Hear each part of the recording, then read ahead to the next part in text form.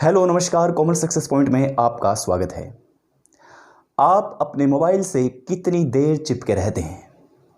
आपको ये प्रश्न बड़ा अजीब लगा होगा, लेकिन ये सच्चाई है कि आप अपने मोबाइल से कितनी देर तक चिपके रहते हैं। इसमें कोई संशय नहीं है, आप और हम सभी आजकल मोबाइल पर चिपके रहते हैं। समाज को हम भूलते जा रहे हैं, यानी कि मोबाइल की स्क्रीन पर हमारी ज़िंदगी पूरी तरह से सीमित हो गई है। आज हम आपको बताएंगे कि कितने प्रतिशत लोग, कितने दशमलव लोग मोबाइल से चिपके रहते हैं, कितने प्रतिशत लोग कौन से प्लेटफॉर्म का उपयोग करते हैं। आज हम सभी आपको आंकड़े बताएंगे और डिकोड करने की कोशिश करेंगे। अभी तक अगर आपने हमारा चैनल सब्सक्राइब नहीं किया है तो आप हमारा चैनल सब्सक्राइब कर सकते हैं और हमारे चैनल की प्लेलिस्ट में जा करके आप हमारे तमाम समाज हित के मुद्दे देख सकते हैं। तो दोस्तों, हम बताना चाहते हैं कि हमारे पूरे जीवन का डाटा मोबाइल के स्क्रीन पर रिकॉर्ड हो गया है। मोबाइल की स्क्रीन पर हमारी पूरी ज़िंदगी सिमट गई है और हमारी पूरी ज़िंदगी एक तरह से मोबाइल के गुलाम हो गई है। आपने सुना होगा कि 1947 के दौर में भगत सिंह जैसे और महात्मा गांधी जैसे, सरदार वल्लभ भाई पटेल जैसे क्रांतिकारी आए थे और हमें आज़ादी दिलवाई थी और एकीकरण करवाया था। लेकिन जिस दौर में या इस दौर में अगर हम गुलाम बनते जा रहे हैं मोबाइल स्क्रीन के, आज के युग में हमें कोई भी आज़ादी दिलवाने के लिए ऐसा क्रांतिकारी नहीं आएगा और ऐसा क्रांतिकारी कोई भी पैदा नहीं होगा। या यूँ कह सकते हैं कि भगत सिंह या फिर उन जैसे महापुरुष हमें गुलामी की जंजीरों से जकेड़ने या फिर निकालने के लिए वापस इस दुनिया में अवतरित नहीं होंगे। ये आपको और हमें सोचना है। और दुनिया के वैज्ञानिक ये बताते हैं कि हमारे हाथ के जो शेप है, हमारे हाथ का पकड़ने का जो मोबाइल का आकार है, वो उंगलियां आने वाले कुछ सालों में बदल जाएगी। यानी कि हाथ की हड्डियां पूरी तरह से इस प्रकार हो जाएगी कि मोबाइल को हम कंफर्टेबल कर सकें। जब हम मोबाइल को पकड़ते हैं या जब हम सेल्फी लेते हैं, तब हमारे मोबाइल की जो आइकॉनिक जो नीचे का हिस्सा होता है वो हमारे हाथ पर पूरी तरह से जम जाता है। यानी कि उसकी हड्डियां, हाथों का जो शेप है वो पूरी तरह से मोबाइल के अनुरूप ढल जाएगा आने वाले कुछ समय में।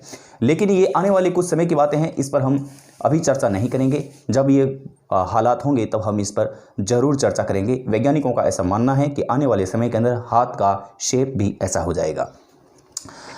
मैं आज आपको बताना चाहता हूं, कुछ आंकड़े मेरे पास हैं, मैं कुछ आंकड़े लेके आया हूं। मैं आंकड़े बताना चाहता हूं कि व्हाट्सएप पर 24% लोग रहते हैं। 24% लोग रहते हैं, या यूं कह सकते हैं कि व्हाट्सएप का उपयोग 24% यूज करते हैं अपने भारत के अंदर। इंस्टाग्राम पे 16% लोग, फेसबुक पे 23% लोग और ट्विटर जैसे प्लेटफॉर्म पर 13% लोग उपयोग में लेते हैं। व्हाट्सएप का नोटिफिकेशन बार बार चेक करने की आदत होती है और इंस्टाग्राम पर कितने लाइक मिले हैं, कितने हमें वापस लव मिले हैं, ये वापस हमें ढूंढना पड़ता है और बार बार चेक करने की कोशिश रहती है। फेसबुक पे क्या नोटिफिकेशन है, किसका बर्थडे है, कौन क्या है, हम फेसबुक पर ढूंढने की कोशिश करते हैं। ट्विटर जैसे प्लेटफॉर्म पर हम रीट्वीट होने का इंतजार करते हैं और जब तक रीट्वीट नहीं होता तब तक हम अपने मोबाइल को बार बार चेक करते रहते हैं। आजकल दुनिया कितनी अनसुलझी हो गई है कि हम एक दूसरे को आमने सामने न जान करके, आमने सामने न देख करके हम आज सिर्फ यही जानने की कोशिश करते हैं कि फेसबुक जैसे प्लेटफॉर्म पर कितने लोग रईस हैं, कितने लोगों के चेहरे पे स्माइल है, कितने लोग हंस रहे हैं, कौन सा व्यक्ति कहाँ जा रहा है। हम उसकी फ़ोटोज़ देख करके अंदाज़ा लगा लेते हैं कि यह कितना सुखी है। हालांकि ये अलग बात है कि फेसबुक पे जो जाहिर होता है या जो दिखता है वो रियलिटी में नहीं होता है। व्हाट्सएप के स्टेटस देख करके हम दूसरे की ज़िंदगी की तुलना अपनी ज़िंदगी से करने लग जाते हैं कि कितना खुशनसीब है।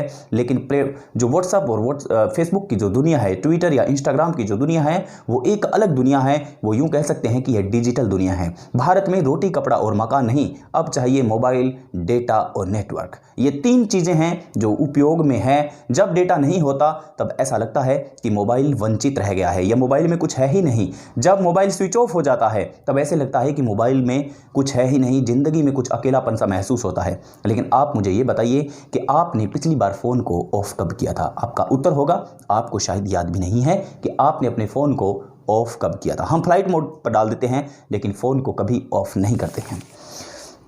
48% फ़ोन कभी लोग स्विच ऑफ नहीं करते। 48% ऐसे लोग हैं जो फ़ोन को कभी स्विच ऑफ नहीं करते, यानी कि वो हमेशा फ़ोन को ऑन ही रखते हैं। अगर वो ऑन नहीं रखते 2-3 घंटे तो उनको बेचैनी हो जाती है और वो ऑन करते ही मोबाइल की स्क्रीन पर सबसे पहले यही देखते हैं कि कितने लोगों ने हमसे कांटेक्ट करने की कोशिश की।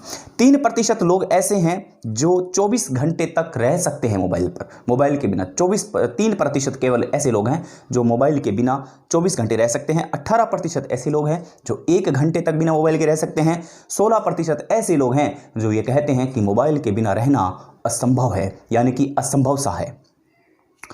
उठने के बाद कितने लोग यूज करते हैं मोबाइल को, आज हम इस पर भी थोड़ी सी चर्चा करेंगे। 20% लोग हैं जो 5 मिनट मोबाइल का उपयोग करते हैं। 32% लोग 15 मिनट का उपयोग करते हैं। 22% लोग 30 मिनट का उपयोग करते हैं और 12% लोग 1 घंटे का उपयोग करते हैं और 7% ऐसे लोग हैं जो 2 घंटा उपयोग करते हैं और 9% ऐसे लोग हैं जो उठने के बाद सुबह सुबह चाय की चुस्कियों के साथ 3 घंटे तक मोबाइल की स्क्रीन पर चिपके रहते हैं। 76% लोग हैं जो मोबाइल पर वीडियोस देखने आते हैं। सोशल मीडिया पर 76% ऐसे लोग हैं जो वीडियोस इन्फॉर्मेशन देखने के लिए आते हैं। 72% लोग पुराने मित्रों को ढूंढने के लिए मोबाइल पर आते हैं। 68% लोग न्यूज और इवेंट देखने के लिए वो वहाँ पर आते हैं। 66% लोग मनोरंजन और फनी वीडियो देखने के लिए मोबाइल पर आते हैं। 42% ऐसे लोग हैं जो अपना फ़ोन चेक बार बार करते हैं।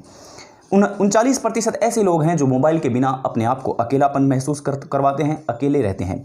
34% ऐसे लोग हैं जो मोबाइल अगर कहीं भूल जाए, घर पर भूल जाए, तो उनको भूलने की दशा में घबराहट पैदा हो जाती है और वो उनका जी ललचाने लगता है। जब तक उनका मोबाइल उनके हाथ नहीं लग जाता तब तक उनको अजीब अजीब ख्याल आने लग जाते हैं। 33% ऐसे लोग हैं जहां कहीं फ़ोन भूल जाते हैं, उनका मूड पूरी तरह से ख़राब हो जाता है, यानी कि वो पूरी तरह से डिप्रेशन में चले जाते हैं और जब मोबाइल मिल जाता है तब उन्हें इस प्रकार की खुशी मिलती है मानो उनको कोई लॉटरी लग गई हो। 32% ऐसे लोग हैं जो 3 से 4 घंटे प्रतिदिन मोबाइल का उपयोग करते हैं। 31% ऐसे लोग हैं जो 6 घंटे यूज करते हैं। 29% ऐसे लोग हैं जो 5 से 6 घंटे यूज करते हैं और 92% ऐसे लोग हैं जो 3 से 6 घंटे प्रतिदिन मोबाइल का उपयोग करते हैं।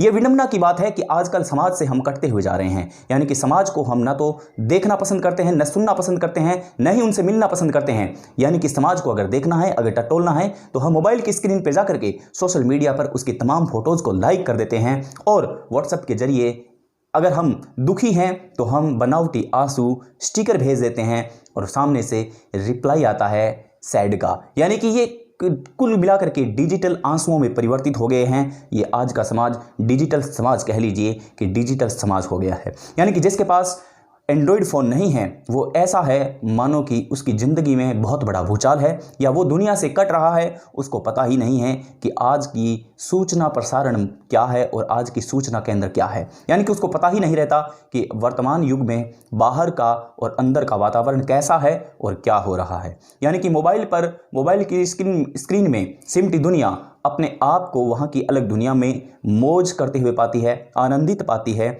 और बहुत से ऐसे लोग हैं जो मोबाइल पर रहते हुए अपने आप को बादशाह साबित करते हैं।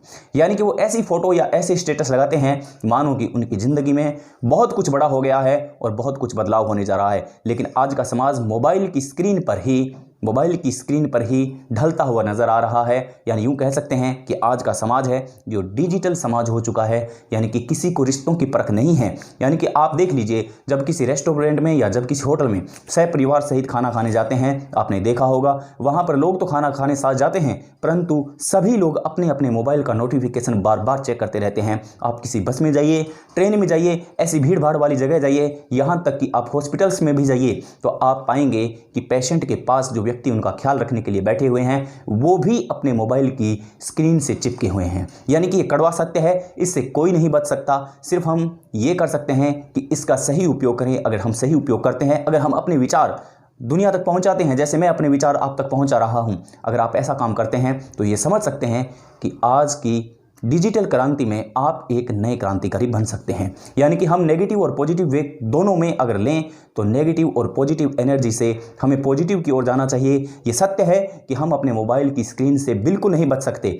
लेकिन क्या हम मोबाइल की स्क्रीन का उपयोग करते हुए नकारात्मक ऊर्जा को साइड में छोड़ते हुए क्या हम पॉजिटिव एनर्जी का उपयोग नहीं कर सकते? क्या हम अपनी पॉजिटिव थिंकिंग को नहीं सोच सकते? सकारात्मक सोच करके लोगों तक अच्छा संदेश पहुंचा सकते हैं। हम व्हाट्सएप पे अच्छा स्टेटस लगा सकते हैं ताकि लोगों को अच्छा लगे, लगे हम फेसबुक पर अच्छी पोस्ट कर सकते हैं ताकि लोगों को अच्छा लगे, हम इंस्टाग्राम पे अच्छी पोस्ट कर सकते हैं ताकि लोगों को अच्छा लगे। यानी कि बनावटी दुनिया से हम दूर रह सकते हैं, लेकिन अगर हम सकारात्मक वे से चलेंगे तो लोग हमारे साथ ज़्यादा जुड़ेंगे और इस क्रांति के आप नए क्रांतिकारी बन सकते हैं।